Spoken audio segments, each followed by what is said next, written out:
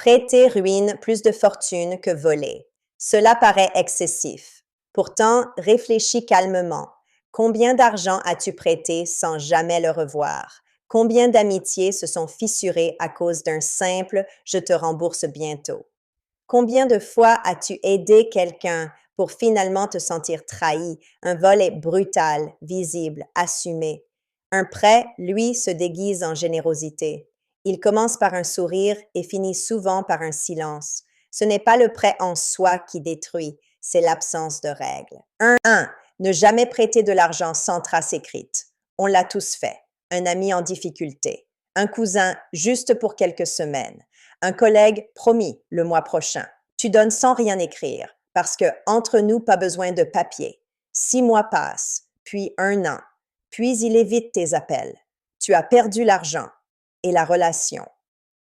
Un simple message écrit, montant, date, échéance, change tout. Pas par méfiance, par clarté.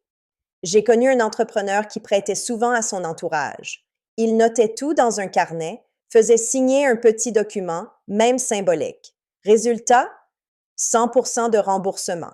Pourquoi? Parce que l'écrit rend la dette réelle. Sans trace, la mémoire s'arrange.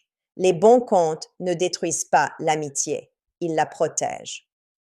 2. Ne jamais prêter ta signature comme garant. C'est encore plus dangereux. Quelqu'un te demande de te porter garant pour un appartement, une voiture, un crédit. Il te dit « c'est juste une formalité ». Non. Signer, c'est promettre de payer à la place de l'autre.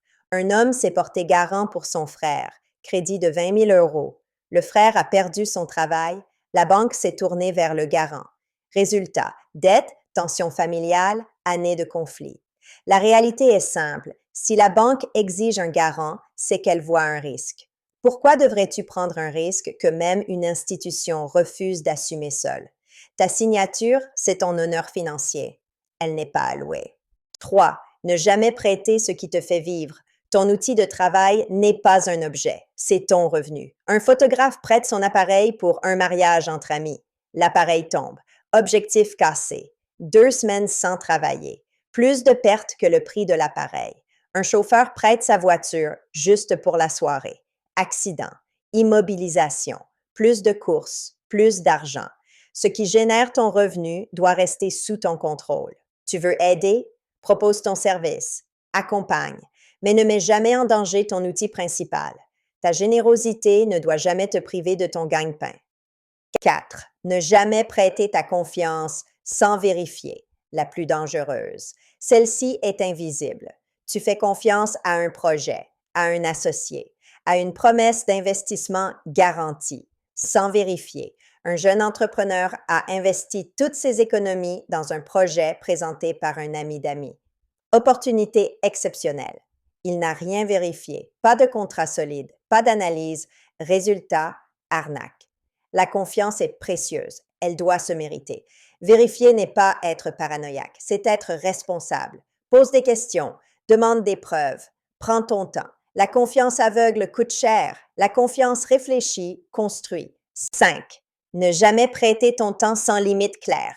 Le temps est la ressource la plus rare. Quelqu'un te demande une petite aide. Ça devait durer 1 heure, ça devient une journée, puis une habitude. Tu dis oui à tout, tu aides tout le monde, mais tes propres projets stagnent. Un entrepreneur expliquait qu'il passait ses journées à aider gratuitement son entourage à lancer leurs idées. Résultat, 3 ans plus tard, il n'avait toujours pas lancé la sienne. Être généreux ne signifie pas être disponible sans limite. Dire « Je peux t'aider 1 heure ». Je suis disponible ce mardi. Je ne peux pas le faire régulièrement.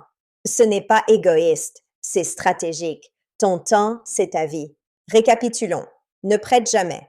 De l'argent sans trace écrite, ta signature comme garant, tes outils de travail, ta confiance sans vérification, ton temps sans limite claire. Ces règles paraissent dures, mais observe autour de toi. Combien de fortunes n'ont pas été détruites par des prêts mal encadrés? Combien de relations brisées par de l'argent flou? Combien de talents bloqués par un excès de disponibilité? La vraie générosité a des frontières. Sans limite, la bonté devient faiblesse. Avec des limites, elle devient puissance. Protège ce qui est précieux. Pose des règles claires et construis ta richesse sur la discipline, pas sur la naïveté.